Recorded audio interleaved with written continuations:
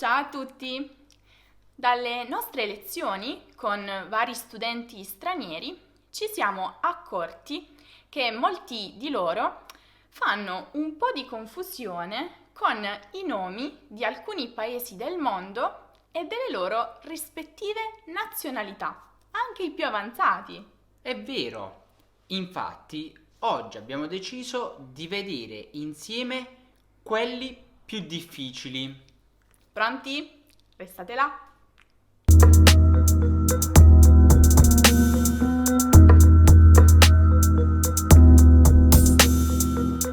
Bene, partiamo da uno piuttosto semplice, la Repubblica Ceca. Come si chiamano le persone che vivono qui? Beh, ovviamente i Repubblica Cecani.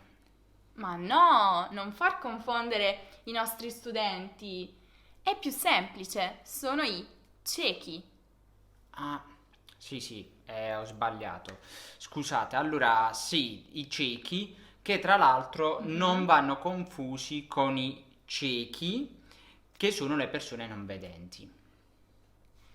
Adesso spostiamoci un po' più a oriente e andiamo in Sri Lanka. Immagino che qui gli abitanti si chiamino srilankesi. Esatto, però c'è anche un altro nome con il quale si possono chiamare gli abitanti di questo paese, ovvero cingalesi. Wow, non lo sapevo proprio. Non si smette mai di imparare. Vediamo. Quale altro paese crea confusione ai nostri studenti?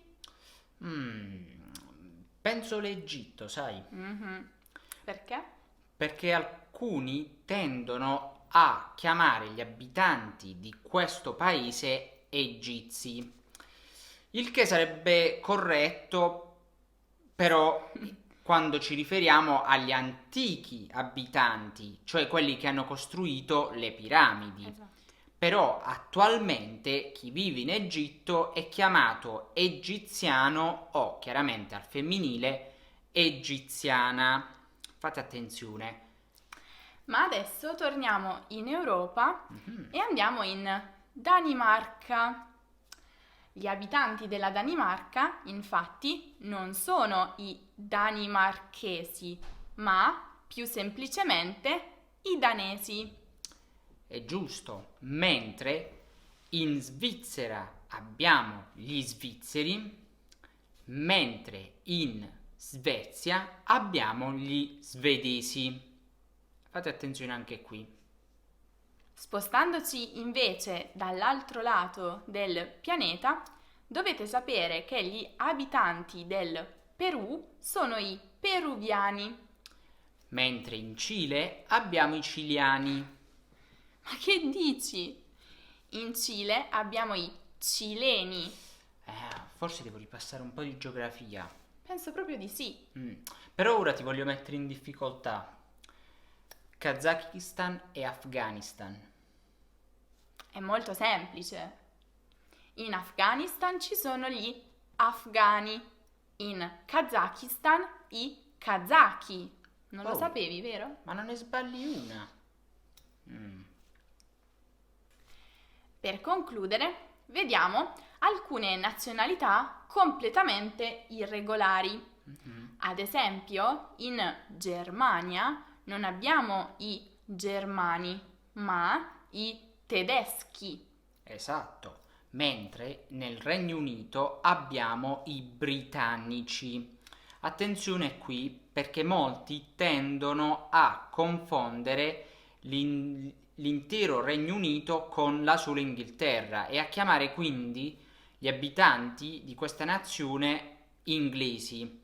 Così facendo però finiscono di fatto per offendere scozzesi, irlandesi e gallesi.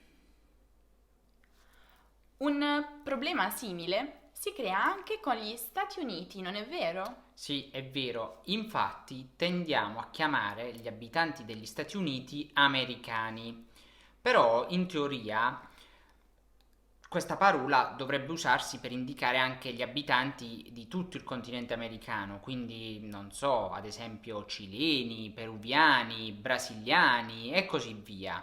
Se vogliamo essere precisi, dovremmo dire che gli abitanti degli Stati Uniti sono gli statunitensi.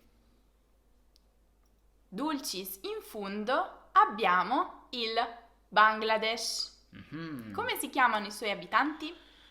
Questo è un po' difficile, forse il più difficile. Dillo un po' tu, va. Sono i bengalesi. Bengalesi, sì.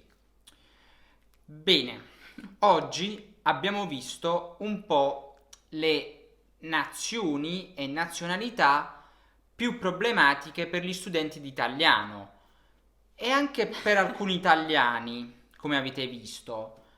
Però, Non è finita qua. no, Se avete dei dubbi su altre nazioni o nazionalità che non abbiamo avuto modo di citare in questo video, non dimenticate di passare sul nostro sito. il link è nella descrizione. Lì le abbiamo raccolte proprio tutte. E sui nostri Instagram, Facebook e Twitter condividiamo sempre tantissimi contenuti extra, quindi non dimenticate di seguirci. Esatto. Alla prossima! Ciao ciao!